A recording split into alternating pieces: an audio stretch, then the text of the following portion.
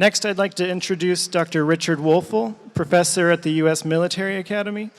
Richard and his panel will speak about complexity, multidimensionality, and vulnerability, the future of urbanization. Richard?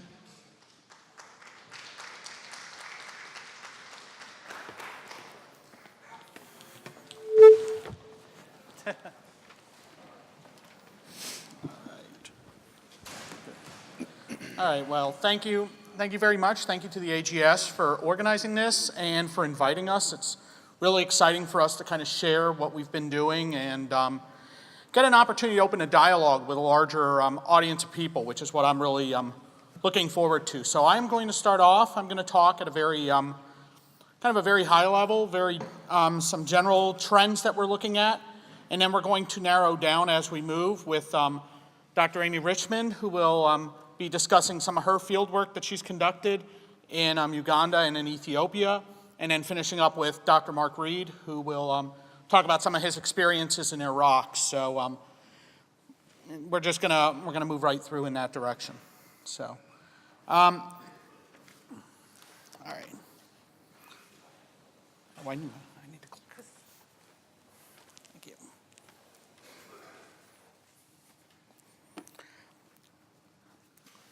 So as we, I think about how urbanization changed. I started thinking about the 2050 idea, and my first step was to go back to when I was an undergraduate sitting in an urban geography course. And it's 1994, not too long ago. It's getting there, but not quite there yet. And as I sat in there, I started thinking about it and saying, well, how did the world look in terms of urban geography then, as opposed to how it looks now? And as we look back, you know, in 2007, somewhere around there, we passed over 50% of the world's population lived in urban areas. 1995, we had 14 megacities. Today, we have over 20. We've seen a substantial growth of the global capitalist system and subsequent reaction to that system by various groups around the world. Today, now, 2/3 of all urbanization is occurring in the periphery. And as David Kilcullen mentioned in his work, a lot of the megacities are littoral. They're located on water, which has a very key aspect to what we're looking at. So what I want to do is I identified 3 major themes that I think we need to come to terms with as we move forward when we look at urbanization. This is not a mutually exclusive list. This is not the only list. These are kind of the 3 that came to the top of my head as I looked at. So the first one we're going to look at is the multidimensionality of cities. Then I want to look at the interconnectedness of cities. And I want to end with the rise of uncontrolled spaces within cities. So when I talk about the multidimensionality of cities, again, I go back to my urban geography class where we studied all the models of urban geography in somewhat 2-dimensional space. We really focused on the ideas of the models as they existed across XY coordinates, basically. Today, we're now looking at a city that is not just 2-dimensional, but is multidimensional, from the subterranean level up through the vertical level. So looking at this, we look at, at the surface level, we look at the complexity of landscapes, the ability to maneuver through the city, the ability to communicate, all of these issues as we look at that. And how do models currently work with this? So we need to go back and reinvestigate models. The bid rent curve, obviously one of the ones that I picked out as an example, in which we said the model started talking about dimensionality vertical as it relates to demand for space. As more demand was located in the inner city, people went vertical. But there seems to be more to it than that as we go through. So at the subterranean level, we're talking subways, we're talking sewer systems, we're talking purpose-built tunnels. We're talking about people utilizing subterranean space in order to move illicit goods around, move through the city without detection potentially. The role of this in terror as a psychological weapon, really. People can just appear from out of the underground into neighborhoods, as we saw in Gaza and in Israel. And then we look at subways. How can subways be used? Purpose-built tunnels, as we said. A large number of different ways we can go about that. At the vertical level, as we go through, we're looking at more than just the demand for space pushing upwards, but the symbolization of tall buildings as a symbol of prestige and power through cities. And then issues of location as we move into the Z dimension, as we move into the vertical dimension. How do fire departments, as we've interfaced with the FDNY, how do they work in larger dimensions? How do they find people in terms of looking at looking up in terms of trying to get past XY coordinates and actually being able to look up as we move through. All right. And then also, security issues. So I look at Seoul, South Korea as an example of kind of this vertical city. And, it was somewhat of a cloudy day as I was going through there. But so some pictures didn't come out good. The other layer we don't talk about too often is kind of the ideological layer. So building on the work of Henri Lefebvre and looking at kind of the production of space and how people produce space for their own needs and promote their own society. So 3 pictures from some field work I had done in Uzbekistan. Every monument that you're going to look at will have a little plaque aside of it that it was built under the direction of the first president of Uzbekistan as a way of promoting his legitimacy. Political messages being used on billboards. Here is Karimov talking with Vladimir Putin, and the idea being that their goal is cooperation and understanding. And then, just the overt portrait of Karimov as you go through city gates. So very much the ideological level is something we also need to look at. We also have the idea of, the second theme being the idea of increased interconnectedness. Starting with globalization, and this has extended far beyond just the economic connections. We're now looking at communication, social media, and social media as a form of communication and shared identity. So when we talk globalization, these are the classic images we look at. Gazprom coming into Uzbekistan, Brussels Airlines coming into Kinshasa, Piccadilly Circus as several examples of that. But social media kind of being this new wave of looking at things, the source of international connectedness. So as we go back to new social movement theory and we look at the ideas of how we can create shared identity, and social media becomes one of the tools that we can look at for shared identity. So for example, the Occupy movement. We saw this as Occupy Wall Street in the United States. Here it shows up as Occupy Gezi in Istanbul. The role of Twitter and Facebook, we saw this very significant during the Arab Spring. And they were able to gain large levels of support as governments tried to crack down on social media. Then it became something that more people became invested in as we move through. And the third major theme I want to look at is the idea of unregulated space. So as a city's size and connectivity increases, it becomes more difficult for governments to control.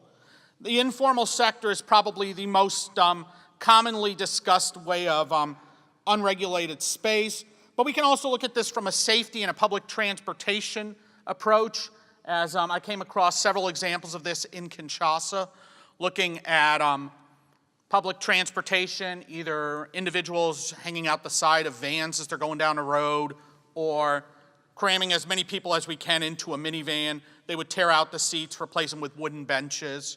So obviously, safety was kind of out there. And then the informal sector, as I saw this child selling tissues on the side of the street as a way of making money. And as we move into unregulated spaces, we move into issues of decaying infrastructure, increased vulnerability. Dr. Richmond is going to get more into the vulnerability discussion. But I did want to mention this here, talking about the zone of exile, kind of living on the edge in these vulnerable sites where there's a lot of neglect, very fragile states of life. Several pictures, 2 pictures from Kinshasa here, one from the favelas of Brazil. But this here is the University of Kinshasa. So neglected landscapes. And as we get into this idea of exile, vulnerability, fragile nature, a lot of this is the breeding grounds of insurgency that Dr. Reed is going to talk about. And out of this comes also the rise of global terrorism. So the inability to control borders. David Kilcullen discusses in depth the Mumbai terrorist attack and how terrorists were able to infiltrate into India, utilizing fishing boats and a mix of low-tech, high-tech options, and how they were able to evade any sort of detection in their way of going through. And then the hybrid threats that we see. The idea of showing this on a massive global scale, that a lot of these issues come through. And this idea of the spectacle. We talk a lot about spectacle in in some of the geographic literature. It's kind of going to a new direction now where we've looked at this in terms of terror. And then the rise of slums. As we've talked about, who controls the land in slums? Land ownership is often not defined, and as a result, there is a vacuum here that people will step into. How does the government play into this?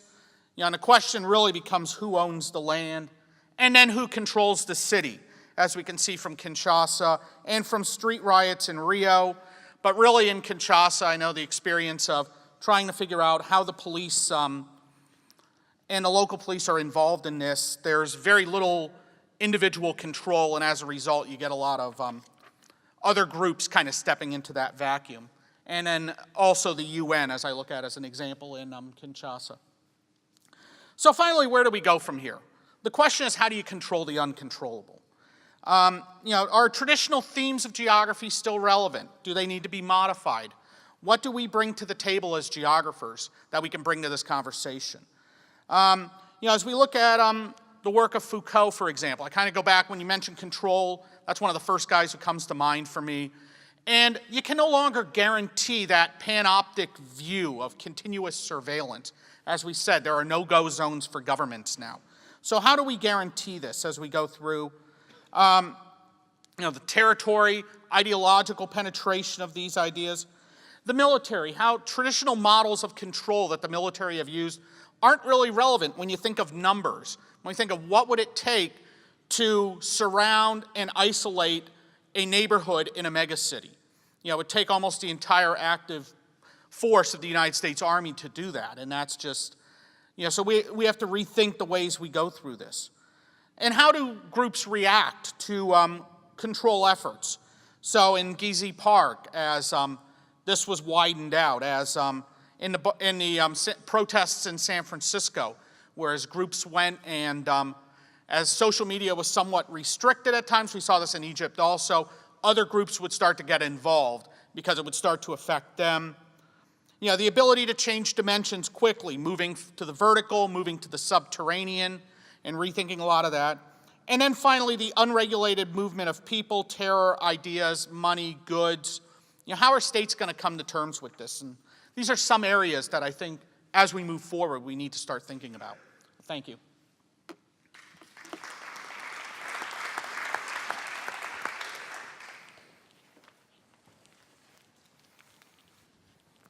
Perfect. Good morning, or is it technically the afternoon? I guess it's technically the afternoon, so good afternoon. I'm going to talk to you about some of the work I've been doing on measuring household level vulnerability in Uganda and Ethiopia. This is not Uganda or Ethiopia. This is Shenzhen, China. And I bring this to you as an example of a city with a population of 11.5 million people. It's a bustling city strategically located on the Pearl River Delta just across from Hong Kong. You may or may not have heard of this city, but it's truly extraordinary. In 1980, the population of Shenzhen was just 30,000 people. It doubled 9 times in 35 years. And yet the provision of municipal services has kept up with this astonishing urbanizing pace. I show you this example because it highlights that cities can grow exponentially with planning and thrive. However, this is not the case for African cities where demand far outpaces supply. Over a quarter of the world's 100 fastest growing cities are in Africa. However, Africa's population is still well below the 50% urban threshold. And this is particularly true for East Africa, which is the world's least urbanized but most rapidly urbanizing subregion. By the end of the current decade, the population is expected to increase by 50%. This suggests that there is still incredible potential for urban planning. However, impacts of this rapid growth in Eastern African cities include acute housing shortages, traffic congestion, pollution, and uncontrolled peri-urban sprawl. The region's cities also exhibit high levels of poverty and inequality, and slums and informal settlements are all growing rapidly. All of this significantly impacts human security. The risk is that Eastern Africa's informal urban areas will further detach themselves from effective government control and instead be made up of local power structures that may come to constitute a threat to the city and even perhaps the state. Africa's mid to small cities will actually account for 75% of all future urban growth. So we're not necessarily even talking about these mega cities. So Kampala, Uganda is an excellent example of a city in East Africa that is rapidly growing. In fact, it's the fourth highest growth rate out of all African cities. In 2014, the population was 1.5 million. Uganda as a whole is interesting because it also has a very fast population growth rate. And most of the population of Uganda is under the age, well, 50% of the population of Uganda is under the age of 15. During the last 2 decades, the city has expanded in all directions, and hopefully this pointer works. Yes, so you can see the roads right here. This is Kampala, and this is Entebbe, and you can see that the growth, the urban growth, really has expanded along those roadways. The slum area of Kampala is at least a quarter of the city area, and about 40% of the total city population lives in those slum areas. Clearly, this is an example of where demand is not keeping up with supply. This creates countless human security challenges in the realms of sanitation, clean water availability, and environmental degradation. As you can see from this image, the satellite image, this is Lake Victoria, and it's the primary source of fresh water for the city. They've actually had to, I don't know how many of you were in the last session with Mr. Ellis, but he mentioned how sometimes that one pipe isn't big enough already. This is a perfect example of this. That one pipe that's getting water for the city has had to be extended further and further out into the lake, primarily because of pollution from lack of sanitation and also heavy metal pollution from industry. So my colleagues and I tried to understand how this rapid growth on all these variables affect human security challenges, and how do we analyze them holistically. So we designed this model of vulnerability that is focused primarily on 6 vulnerability baskets. You can see them here: water, health, livelihood, energy, environment, and food. And you can see some of the variables that we think are important that go into these baskets. So if the basket is full, then if you have water, if you have health, and you have livelihood, then you have household security. As these things become diminished, or they perhaps were never there, your household will become increasingly vulnerable. And so that's the red area right there. All 6 baskets are vital subsets of human security. So using this contextual model, for Uganda, we were able to depict household-level vulnerability in Uganda. So the blue areas are least vulnerable, the red areas are most vulnerable. And although this map is clearly for Uganda as a whole, the next step, because it's a multi-scalar model, is to zoom in on Kampala and actually do this for Kampala and use network science in trying to understand these variables as well. So I just want to draw your attention, it's maybe hard to see in the back, there's 2 black dots in Kampala. Those black dots are 2 of the 5 most vulnerable households in Uganda. And if you look right next to it, this might be even harder to see, you see a white dot, that is one of the least vulnerable households in Uganda. So clearly this suggests a large income dispersion within the city itself. This picture is of a skyline of one of the nicer parts of Kampala, and I just want to highlight to you in this picture that vertical space is used. So buildings are multi-story, usually 3-4 stories. Every urban center is marked by contrast and has a portion of its population living on the other sides of the track. In Kampala's case, most of the population lives on the other side of the track. And this is increasing dramatically. And although I hate to generalize over the vast continent, this is an irreversible dynamic that we're seeing in most African cities. This is this is a far more common sight in Kampala, and as mentioned before, most of the growth occurs along the road. This is the road that leads from Kampala to Entebbe. And just to point out a couple things, the buildings here are clearly just one story. So this perpetuates urban sprawl, and you see this in a lot of African cities where the sprawl is uncontrolled because they lack the infrastructure to build up. And because of this, you increase the amount of buildings and people living in marginal lands. In Kampala, this is, like I showed you, the proximity to Lake Victoria, this is usually on wetlands, which are usually, very prone to flooding and also pollution. This is the Kasubi slum. This slum is actually in the center of the city. And slums, as we've talked about in this before, is a major destination for migrants and generally are informal settlements. Much of this migration is rural to urban, however, there's considerable movement from city to city as well. The drainage ditch right there is intentionally that deep because it's supposed to accommodate rains during the rainy season, but it's frequently clogged with garbage, resulting again in increased flooding. This pipe right here is coming out of these latrines. That pipe is leading directly, without any filtration obviously, into the drainage ditch, which is also a source of water, both for the household good and for agriculture, urban agriculture. However, you also see this a lot, and this is kind of part of the informal economy, which is incredibly important in these areas. And usually this is run by a standpipe manager that generally tends to be a woman. And the small fee that people pay to fill up their canteens will go to the management of the standpipe, but also to maintenance. Generally speaking, women dominate the informal market.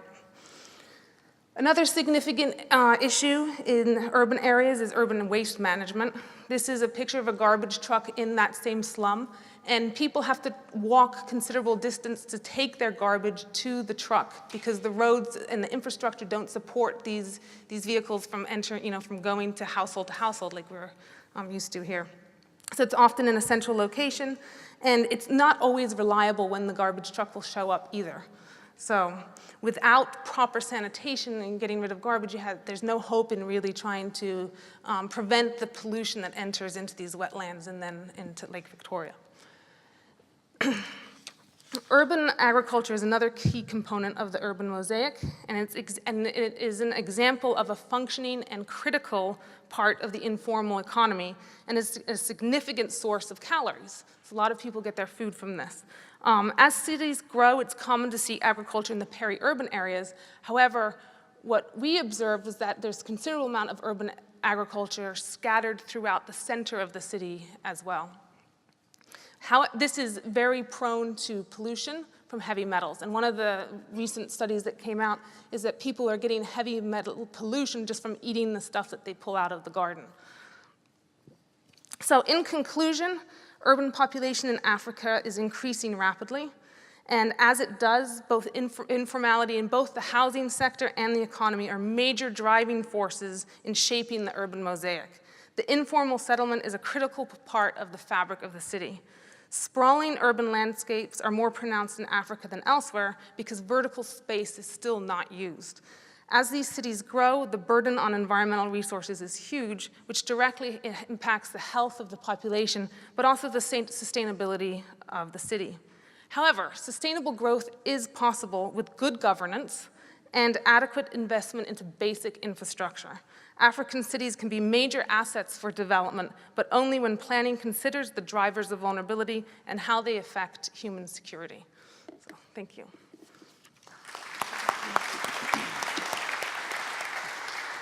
Thanks.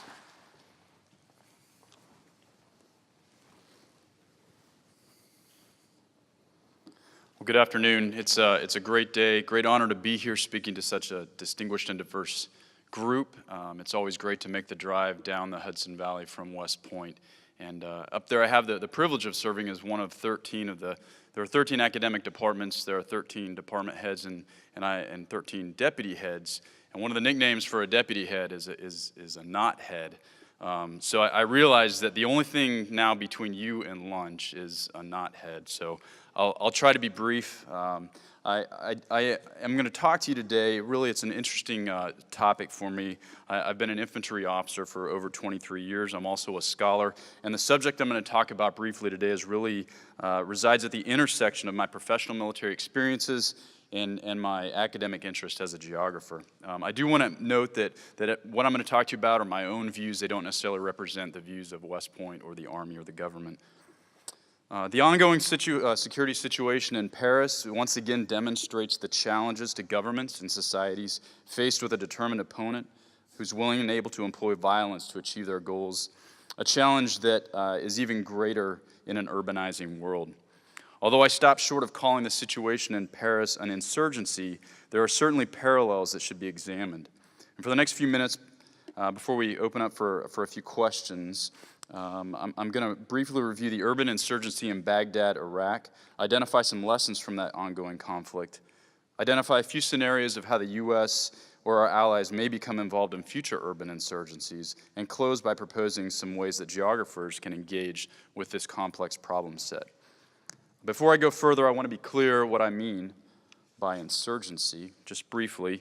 Here's one widely accepted definition of an insurgency, and this comes from the U.S. Department of Defense Joint Publication 3-24, Counterinsurgency. Similar definitions can be found in the Army's Field Manual on Insurgency and Counterinsurgency, as well as the body of academic literature on the subject. So let's go now to a place that's experienced insurgency since 2003. Back in August of 2007, I set out on my first patrol to across the suburbs and communities of South Baghdad to a neighborhood where our mission was to defeat al-Qaeda in Iraq in their last urban stronghold in Baghdad. It immediately became clear to me what a complex environment this was for security. About 5 months later, my unit moved up to rural Diyala province, and as I patrolled there, it didn't take long for me to see that while a complex environment, it was very much connected to the insurgency that was going on in the city. In fact, the connections were remarkable between the city and the hinterland, and it's a problem. It's an issue that's interested me ever since. Baghdad is a city of about 6.6 million people. About 2.4 million of that population live in what is essentially a Shia ghetto of Sadr City, where the population density of 240,000 people per square mile. That's about twice that of Manhattan, and they don't quite have the high-rise infrastructure that Manhattan does. Baghdad is a primate city. It covers approximately 79 square miles, and it has been and remains the center of gravity for all parties involved, for the insurgents, the Sunni insurgents initially, which included the al-Qaeda elements, the forerunners to ISIS, and the former government forces who were put out of power with Saddam Hussein regime, as well as the Shia militias. Also a center of gravity for the U.S. and coalition forces, and of course, the new Iraqi government and their forces, primarily the Iraqi army and the Iraqi National Police. Baghdad was the focus of around half of all security forces, plus or minus through the years. That number's fluctuated. The city has seen 140,000 to 160,000 civilian deaths between 2003 and 2015. Approximately half of all coalition casualties were in Baghdad. There's been significant damage to the infrastructure, much of which remains less than fully functional. And the insurgency there continues. In fact, the casualties had tapered off 2010, 11, about the time the U.S. pulled out, and they have picked back up again in the past year or so. Baghdad remains a target for ISIS. It's a place of ethnic and political tensions. Those persist, and they manifest themselves regularly, daily, weekly, in acts of violence. So what are some lessons learned from Baghdad? This is certainly not a comprehensive list, but we learned that networks are important, and those networks take on many different forms. Those are both physical and virtual networks, legal and illicit networks, networks that involve the economy, services, security, telecommunications, the role of the media, social media, and internal and external actors, external meaning outside of the country, as well as those in the city and influence. Flows are important. Closely related to networks, of course, is a flow. And again, those flows, some real, some virtual. This is one of the most significant concepts that's currently missing from our doctrine and our understanding of insurgencies and our urban operations. But lots of things flow, as we've heard earlier today, and we'll hear today and tomorrow. There flows throughout the city. Those are flows within the city, people, trade, arms flowing between the city and the things flowing between the cities and the hinterlands, fighters, arms, money, goods. Our doctrine is replete with the word control. We like to control things, but I argue that we need to abandon that concept, especially in large built-up areas. It's virtually impossible. And I personally find the academic literature on resilience a much more valuable and fruitful concept. Gaining the support of the populace is hugely important, very important, maybe pivotal. And it was only after the Sunni population turned against the Sunni extremists in the awakening around 2007 did the tide begin to turn in the insurgency. It happened to coincide with the time of the surge, but it was really that change, that shift in the population and their desires. And governance is absolutely critical, of course. And governance must be engaged at all levels, and it must be engaged at both formal governance, official governance, as well as the informal governance that happens often at very low levels, at low spatial levels.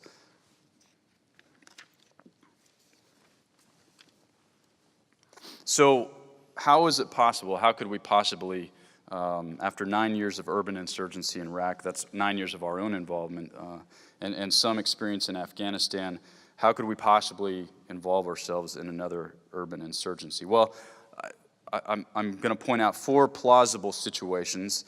The first is a situation that would involve humanitarian assistance. In an upper left of the screen, you see humanitarian response to humanitarian assistance delivered in the wake of the earthquake in Haiti several years ago.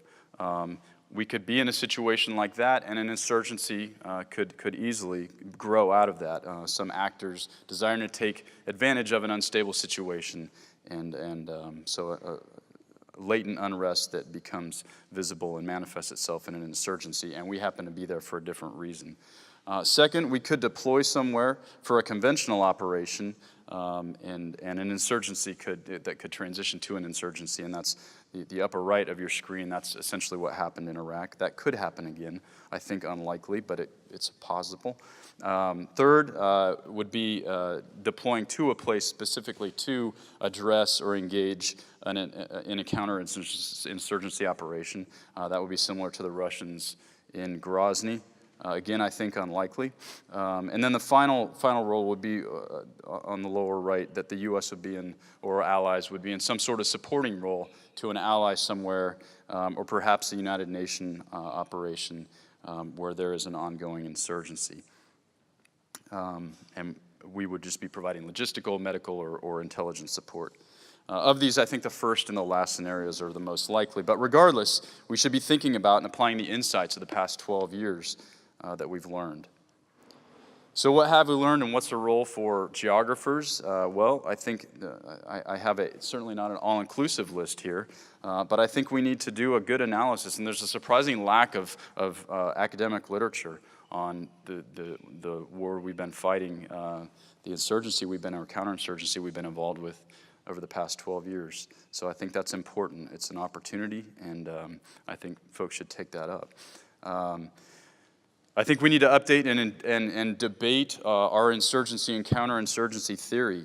David Kilcullen, which Rick mentioned a little while ago, his recent book, Out of the Mountains, he calls for a relook of the insurgency theories developed in the mid-20th century. He proposes that the paradigm has shifted, the world is becoming more urban, and he's not sure that those theories of 50, 60 years ago are still valid or relevant. And I tend to agree. We clearly need to continue to update our insurgency strategy and doctrine, and that's ongoing. In fact, I was just talking to a doctrine writer yesterday, on Monday rather, and the Army is in the process of doing that, which is good because the current urban operations manual that the Army uses was written in 2006, so none of the lessons from Baghdad are currently incorporated in that particular document. Plenty of individuals in this room, organizations in this room that can help with the fourth point up there and improving our understanding and analysis of dense urban areas, especially in the developing world. We need to continue to ask ourselves, what are the conditions or triggers for an insurgency? Let's not wait until we are faced with one. Let's try to identify what those are ahead of time and see if there's something we can do to mitigate. They tend to be protracted conflicts and very difficult to resolve. And finally, something that I've done work in myself, the area of scenario planning. If you're not familiar with it, it is a tool that's useful for strategic planning, long-range planning, for problems that are very complex, uncertain, and uncontrollable. That sounds like long-range problems, looking out to, say, 2050 and beyond. Also complex problems that we face in insurgencies in urban areas where we just don't know where the next one might be.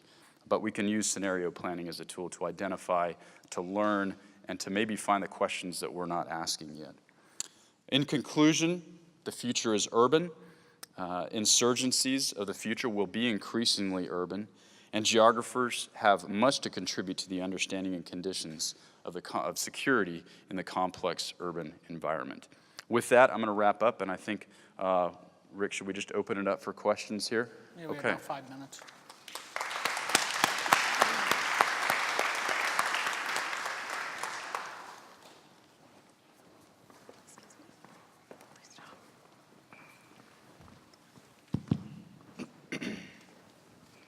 I think I'll steer my question towards Rick. The question I have is, among the many drivers that you pointed out of the multidimensional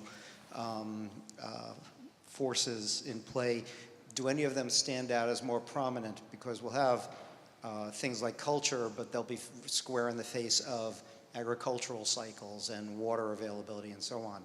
Do you see anything that is more important than others? No, honestly, I think one of the big challenges of urban environments is how all of these come together. And you can't prioritize one over the other because as you look at one, the other one's going to pop up on you. It's very difficult to say, oh, we're going to look at, kind of controlling this area. Well, if we're not looking at the vulnerability end of that, we're never going to try to move into trying to regulate space. So I don't think we can prioritize one necessarily.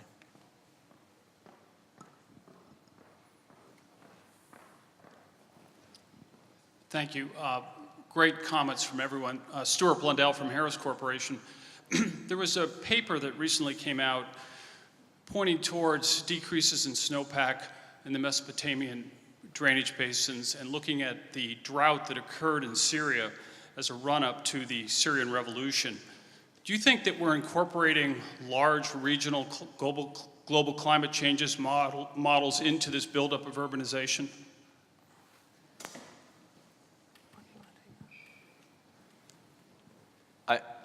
I think it depends on who you ask. I think it's something we need to be definitely wary of. I've done a fair amount of research in climate change and its impact, not specifically on its impact on urbanization, but I have looked at it from a security perspective and its impact on national security, how you define security. But so there are folks looking at it. I don't think there are, it's hard to connect the dots. And I think when you say, maybe take the Intel community, who like certainty, and they tend to have shorter range horizons that they plan over.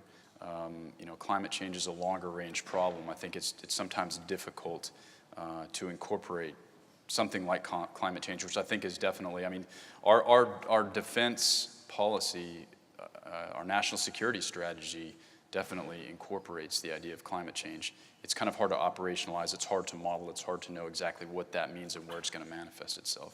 So I do think we need to look at it. I think it is, but we could do better.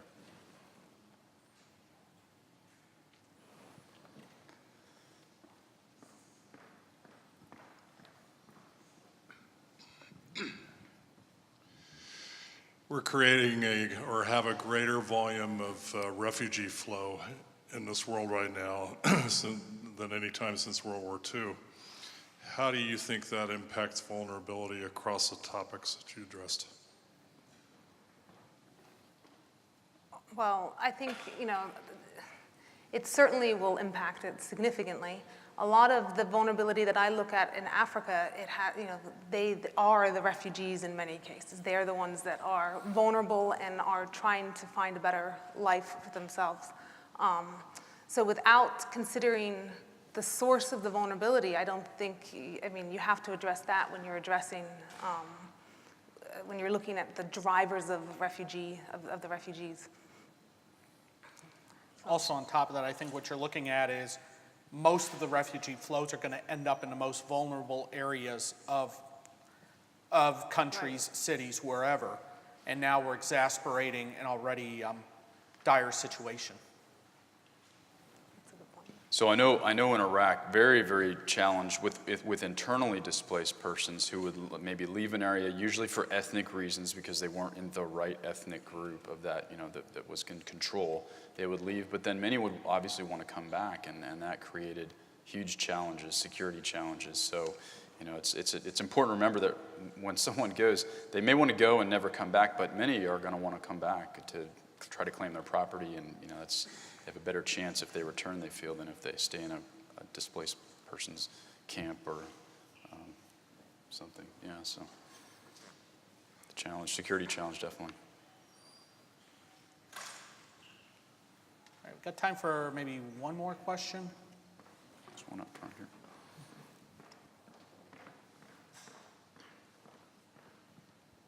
Thank you. I was just wondering, in this common theme is you can't have control.